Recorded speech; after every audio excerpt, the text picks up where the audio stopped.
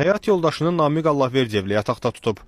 Tərtərdə ər arvadını bıçaqla, həmyerlisini isə odlu silahla qətlə yetirib. Hadisə qısqanclıq zəminində baş verib. Dəhşətli qətl hadisəsi şəhərin Mübariz Kərimov küçəsində baş verib. Gördüyünüz o fərdi yaşayış evində baş verən hadisə zamanı rayon sakini Asəf Məmmədov, həyat yoldaşı Gülnar Məmmədovanı və 32 yaşlı Namiq Allahverdiyevi öldürməkdə şübhəli bilinir. Asəf Məmmədov evində usta işləyən Namiq Allahverdiyevin həyat yoldaşı Gülnar Məmmədova ilə yaxın münasibətindən şübhələnib. Səhər saatlarında o evinə qayıdarkən həyat yoldaşını Namiq Allahverdiyevlə yataqda tutub. Asəf Məmmədov bu zaman odlu silahla Namiq Allahverdiyevi öldürdükdən sonra arvadının başını kəsib. Mən bazardaydım. Bazarda gördüm səs küy var ki, deyirlər ki, hansı küçədəsə adam öldürüblər, neyiniblər.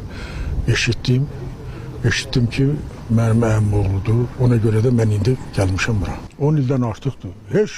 Bunlardan mən heç gözləməzdim. Çox mehriban, biri-birini istəyiblər, ailə qurublar. 2 uşaqları var, ikisi də orta məktəbdə oxuyur. Bunu nəyə görə baş verib, nə edib, bu barədə mən heç bir şey deyə bilmərəm. Tərtər rayon prokurorluğu və rayon polis şöbəsinin əməkdaşlarının keçirdiyi əməliyyat tədbirləri nəticəsində 43 yaşlı Asəf Məmmədov saxlanılaraq istintaqa cəlb olunub.